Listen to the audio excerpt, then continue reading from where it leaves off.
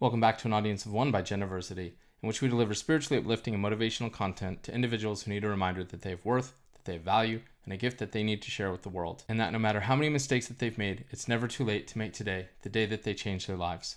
As humans, we find it easy to categorize the world around us as either being black or white. For better or worse, the world is actually more nuanced than that, and we as individuals are more nuanced than that. Sure, there are clearly things that are obviously wrong. Indiscriminate violence, taking advantage of other people, stealing. Nearly everyone with a healthy mind would agree that those things are wrong. And there are many things which are clearly and obviously right. Speaking the truth, helping those who are in need, maintaining your word.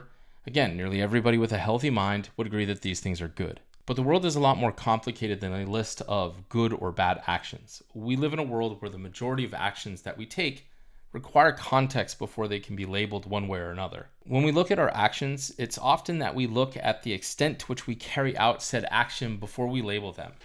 Now, different people are going to label different actions differently based on their principles, their goals, and their tolerance for failure. That's why when we look at society around us, we find people are constantly arguing about what is right and what is wrong. There are a lot of different perspectives and circumstances that come along with life that can alter one action from being good to bad or bad to good. Now, this is true of possessions, this is true of actions, and it's certainly true of people. I think we'd like to see certain individuals as evil, people who commit atrocities against humanity. It seems those types of people are pretty easy to label. Usually world leaders find themselves into this category. That's because when you're in a position of power, your ability to do evil is typically enhanced. One more capable of evil is much easier to label as evil. Some people make saints of others. Rare individuals that spend their life in service, we see them as righteous. Some see their good as so obvious, they raise them to a level of a saint. But when you evaluate people a little bit more critically, you'll find that most people don't fall into this category of being righteous or evil, but rather fall somewhere in the middle. I'd go so far as to say that even at the extreme ends of the spectrum, you won't find somebody who's truly evil or truly pure, save the devil or a prophet. Even a war criminal is probably seen as gentle and kind by his loved ones, and behind closed doors, it's possible for a saint to not be so saintly. This is because we all have inside of us the capacity for good and a capacity for evil. Unfortunately, as we mentioned earlier, people prefer to label things in a colorblind way where it's all just black or white. So we say things like, this person is good, this person is evil. And if we feel that way about others, we most certainly view ourselves in that way as well. So I'm either good or I'm evil. I have value or I'm worthless. I'm a success or I'm a failure. Now, you spent years thinking of yourself as evil and thinking of yourself as worthless, and you know where that leads to. Hopefully by now, you've gotten out of that stage where you think of yourself as being one or the other. But it's important that you understand how you judge yourself as being one or the other in the first place, and that's usually determined by how we view our actions. Now, when we're trying to accomplish anything, be it improvement or maintenance of our character, our relationships, our fitness, our health, personal goals, there are actions that we're going to take on a consistent basis that are either going to be in favor of our goals or a detriment to our success. The degree to which we carry out these actions is controlled by an internal dialogue that each of us subconsciously has with regards to our tolerance for failure. Now, what this means is that if you were to have a goal in any one of these specific areas, you could map out an action plan to success. This is basically identifying everything that is going to bring you closer to your goals and everything that is going to delay you or take you away from your goals. For example, I know that running every day, stretching every day, strength training every day, and eating healthy is going to all be essential to helping me improve my physical fitness. Likewise, I know that taking days or weeks off or cheat meals or desserts or binge eating or not getting enough sleep is all going to be detrimental to my progress. The idea here is that you should know what is right and what is wrong, what is going to be of benefit and what is going to be a detriment. But in reality, when rubber meets the road, we all operate in a completely different world where we negotiate with ourselves what is our tolerance for failure. So sure, we know that we need to run, but does it have to be every day? Is 4 days a week good enough? How about 3? What if I only stretch 2 out of the 4 days? And what's so bad about having ice cream once a week? I mean, you should be able to take it easy, right? Especially if you start having success. And this is an example of how every one of us negotiates with ourselves with regards to our tolerance for failure.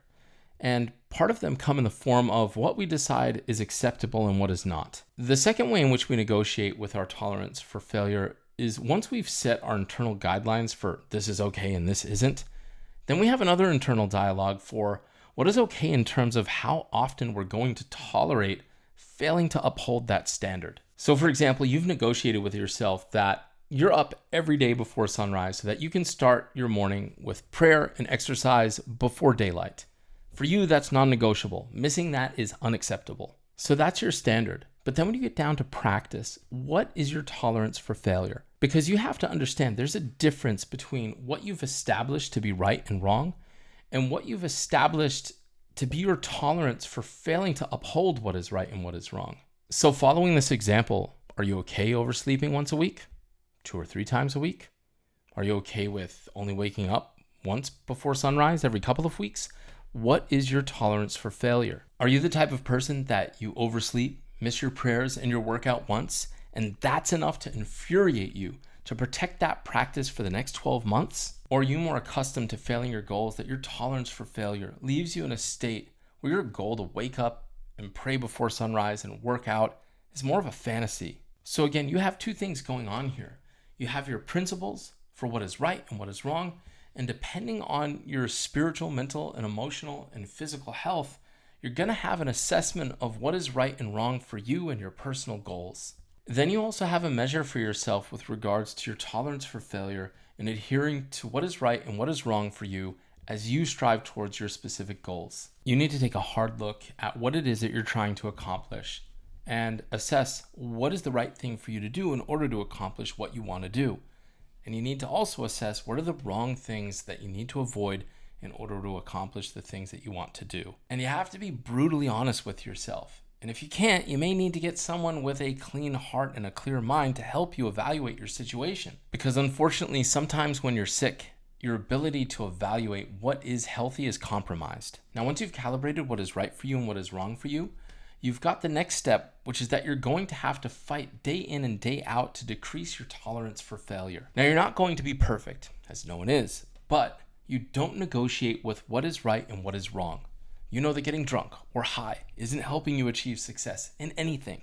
There's no room for argument. But where there seems to be an argument for individuals is how often are you okay with the self-sabotage it wreaks on your goals? And the examples of these are many. You're trying to develop a relationship with your son or your daughter. You know you should be spending time with them each day, but the last time you spent time with them was last week. So you've clearly increased your tolerance for failure in this regard, where it seems to be okay with you to fail 13 out of 14 days. Now you may come back saying, yeah, but I've got this going on and that happened and I'm busy with this. Cut all that out. At the end of the day, your actions tell you where your priorities are. And if you're getting to your kids once every 2 weeks, you're telling them and you're telling yourself they're not a priority. Not enough of a priority to get individual attention more than once every 2 weeks. Circumstances be damned. That's what you're producing. If you cared more, you'd prioritize it. If you cared more, your tolerance for failure for that would be much lower. Are you a liar? You keep lying to your wife? But you know everyone lies from time to time. Okay, really? How often? What's your tolerance for failing in your character? Once a year? Once a month? Every other day? So you should understand that this is a spectrum that everyone is on. And where you find yourself on that spectrum is a combination between what you've decided is acceptable and your tolerance for failure and the actions that you take day in and day out. You've determined what's good for you and your goals. Once you've determined what's good for you and your goals, then it's up to you to act. And where you are on that spectrum is not a set place. Your tolerance for failure is something that is going to adjust as you go through life.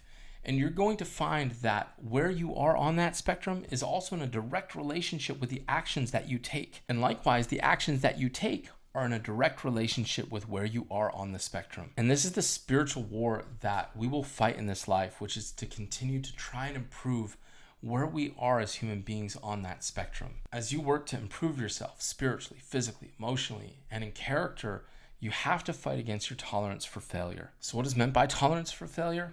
At the end of the day, we all have different levels with what we're okay in doing, that even though we know is wrong, we tolerate ourselves doing it. Physically, you know that a lack of exercise is bad for you. For people on the higher end of the spectrum, they may allow themselves to take a day off. Lower down may skip a workout. Lower down may enjoy a cheat meal. Lower down may skip days. Lower down may eat junk food. Lower down may take weeks off. Lower down may not work out at all. Lower down than that, they're just obese. The question is, where are you? What level of failure are you willing to tolerate? In character, you may not be willing to tolerate injustice. You see people being abused and you speak up. You're not one to pull out a camera and record as the abuse is going on. Rather, you'd step in and stop it. But are you good with lying? Do you maintain your promises to others or to yourself? Now, you could have those things locked down. Those are non-negotiable for you, but how often do you use foul language? Is it only when you're angry? When you break something? When things don't go your way? Whenever you're with the guys? What's your tolerance for failure in upholding your character? Let's say you keep your mouth clean, but do you keep other people's names out of your mouth?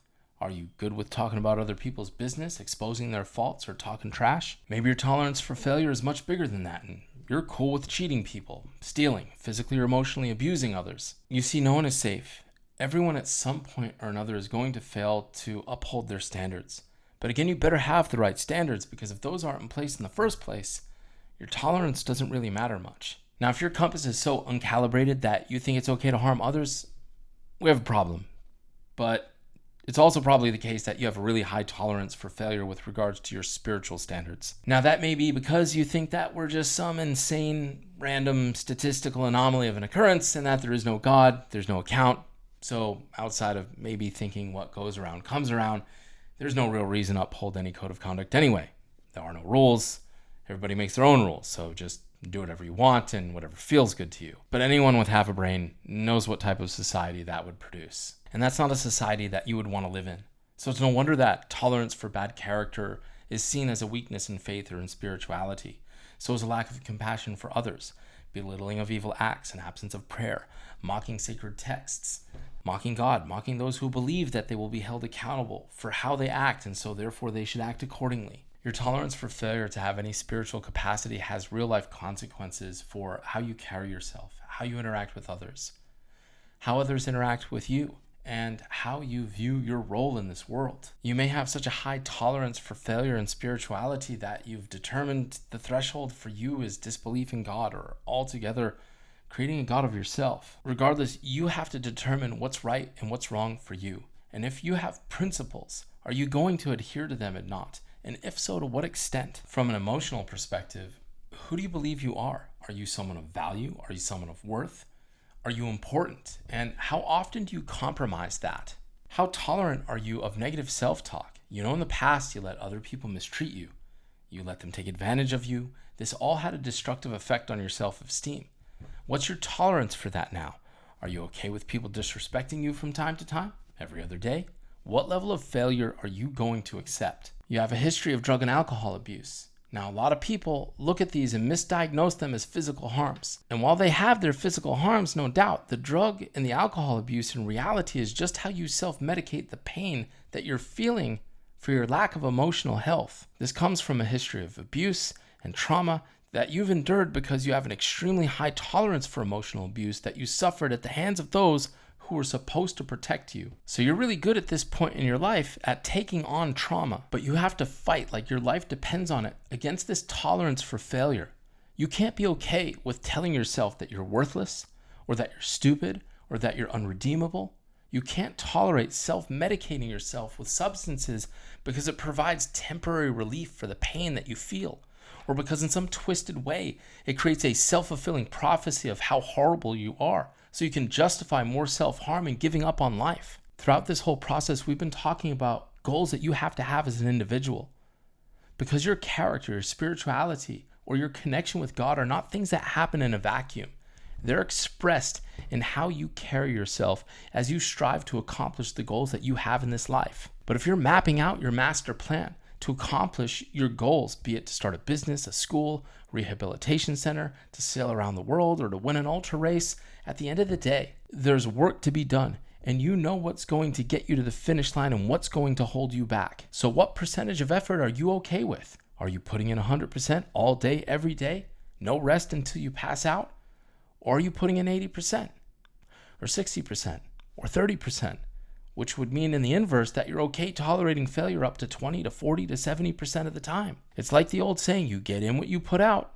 How serious are you about your goals? Are you as serious as cancer? Or are you pretty serious but not life or death?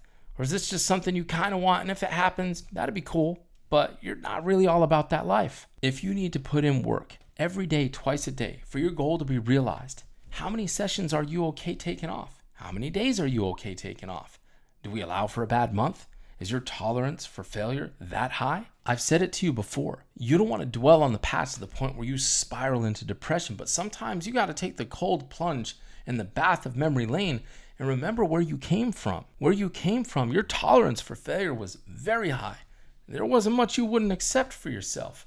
You're okay with the low end of the spectrum in every category. One example was you gave up on yourself physically. You stopped exercising, you ate whatever you wanted, you sat around the couch entertaining yourself for hours, you gained weight, you lost muscle, you damaged your posture, you injured your body, and because your tolerance for failure was so high, you just hit the F-its. All of this making it harder to exercise because you felt like you'd have to start all over. The initial pain of soreness, knowing the process to get back in shape would be long and hard and a slow one, man, forget that. You know that fitness is a long and consistent process, and you'd have to be at it for weeks before you started to see the type of progress that you expect from yourself. And because that's a long journey, you focus on failing today, because one more day of failure isn't going to bring you down any further from rock bottom. You know that fitness is a consistent process, and you'd have to be at it for weeks before you started to see the type of progress that you expect from yourself. And because that's a long journey, you focus on failing today. Because one more day of failure isn't going to bring you any further down rock bottom than you already are. But the reality is that one day of failure doesn't kill the dream. It's consistent failure, day after day, of an action towards your goals. And so as much as you need weeks of work to see improvement, you need weeks of work to see failure. But regardless of if you are on your way to failure or on your way to success, the 1,000 days of failure started with one day. And those 1,000 days of success only need one day to start. You gave up emotionally. You told yourself that you were worthless. You indulged in self-sabotaging activities to cover up the emotional pain, the detrimental effects of which made you feel even worse about yourself, and it's just a downward spiral. Your spiritual practice turned your relationship with God into the likes of a divorced couple living in the same house. You recognize that they exist, but you keep interactions to a minimum, or non-existent because any interaction reminds you of the failure that you've allowed that relationship to become. It happens slowly, but over time you allowed your tolerance for failure to grow. Things that you never would have allowed yourself to do, you not only did, but you did frequently and without hesitation or reservation.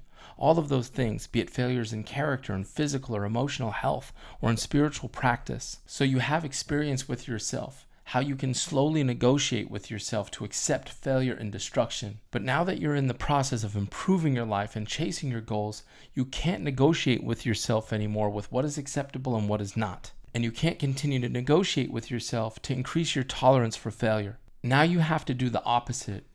You have to negotiate a higher standard for yourself with regards to what is acceptable and what is not. You need to negotiate a higher standard of character, a higher standard of spiritual practice, a higher standard of physical and emotional health, and you need to negotiate a higher standard for the execution of your goals. Your view of what is good versus bad, or the standard by which you hold yourself accountable to, is something that you can tighten. Most people, when they hear this, the first thing that they're going to say is, don't go so hard on yourself. If you're too hard or too rigid, you're going to set yourself up for failure. And as individuals, you're going to get to a point where you feel like you're going to go too far. So maybe you're willing to keep yourself free from certain things or actions or thoughts, but you'll allow yourself to indulge in others. And this thought process that you're having, this internal dialogue that's going on, this is you negotiating with your desires. In principle, you shouldn't negotiate with your desires. Your mind knows what is right and what is wrong, and there should be no negotiation. But in reality, everybody does it. Like, I want to be healthy, but it's okay for me to poison myself 10%, right? So 5% certainly won't hurt. I mean, Little Red 40 never sent anybody to the ER. It needs to be made clear that there's a difference between qualifying an action as being acceptable or not to your standards and having a zero tolerance for failure to meet those standards. Essentially, this means that you can't negotiate with what is right and what is wrong. You can't say that alcohol is good for you just because it makes you feel better about what you do. That's basically suicide to your spiritual and emotional well-being. And eventually it will be the death of your goals. In the first, you're essentially saying that this is okay for me when it's not. And in the second, you're saying this isn't okay for me, but if and when I indulge in it, how much is acceptable before I cut it out and self-correct? In the first, you've conceded to self-destruction. In the second, you're failing to meet your goals and you need to immediately reset. When talking about the first, where you've conceded to defeat, everyone has a line that they've drawn in the sand. Some people are okay with a drink from time to time, but they'd never get drunk. Some people are okay with getting drunk, but they'd never drive. Some people are okay with a dessert, but they're not going to skip a workout. All of this comes back to, what is your tolerance for failure? What level of self-sabotage are you okay with? How much of a standard is your standard? To what extent are you good with putting your trajectory towards your goals on cruise control or taking a vacation from success? Are you pedal to the metal, or are you okay with taking your time? How urgent is your success to you? And one of the things you have to recognize is that there are two types of people. Those who get closer to success, closer to their goals, and they double down on their efforts. And then there are those who get closer to success and feel like it's justified to let up on the gas. Which one are you? Have you been reinforcing your success with more hard work like we talked about previously? Or have you been slipping, not only in your actions, but also in your tolerance for slipping? Only you can tell you what is suitable to you and your dreams and your aspirations, but you should consider this. When you were at the bottom of the abyss, feeling like life wasn't worth living, and that you were worthless and unforgivable, and that a better life was not imaginable or anywhere within reach, what would you have done to be where you are now, knowing what it is that you want to be doing and where it is that you need to get going to make that happen? What would your former self say to you right now? Would they see you and say, "Good job, pat you on the back, you've made it, take it easy"? Or would they be cheering you on like you're neck and neck with your opponent called failure during the final stretch of the race for which everything important to you hinged on, screaming, "Go, brother, don't let up. You've got this. We need this." Because the actions of today will bear the fruits from which you will eat tomorrow. Grant yourself the gift of putting in that hard work and discipline by staying focused, not to attain some goal, but because that's who you are and that's what you owe to yourself. The path to destruction may be marked by 1,000 bad decisions, but that destination requires the first step. And likewise, the path to success may be marked by 1,000 good decisions, but that destination requires that first step. Are you serious about your goals? Are you serious about you? Or are you okay with sacrificing your success? How much failure are you willing to tolerate? This conversation is difficult because when you look at your actions like this, what you're basically saying to yourself is that you're failing yourself somewhere. The question is just to what extent. You're failing those who count on you. You're failing those who need the best version of you and haven't had access to it. Are you cool with that? What if the person you hope to be would have an even greater impact on the world than you could ever hope or imagine, and you knew that to be true? How much tolerance at that point would you have for failure as you strive to be that person? Would you step off the gas right now? Or would you double down in your efforts? Because you've lived that failure and you know it's no longer an option. It's success or death. So the only option is to put your best foot forward. And we don't negotiate with the level of failure that is acceptable, because none of it should be acceptable. This isn't to say that you won't fail, but that you set yourself a high standard for your actions, and that when you fail to meet that standard, that your tolerance for failure is so low that you immediately feel like you just touched a hot iron and you drop that failure like it's hot, and you get right back to the activities and the character that lead you to be who you want to become. The first battle in any war is to recognize that you're in one. And this is an internal war that you are going to battle inside of yourself every day. What is your standard? How much can you tolerate deviating from it? Once you realize that you're in that fight, you need to evaluate and double down on what success means and what it requires. You won't be perfect, but fight against that tolerance for failure and recognize when you're starting to go down the wrong path by measuring how often you're allowing yourself to deviate from that standard. Because the less you tolerate these failures, the more inevitable your success becomes. And it's through the struggle to mitigate your tolerance for failure that the beauty of the character you are meant to be shines through to the world.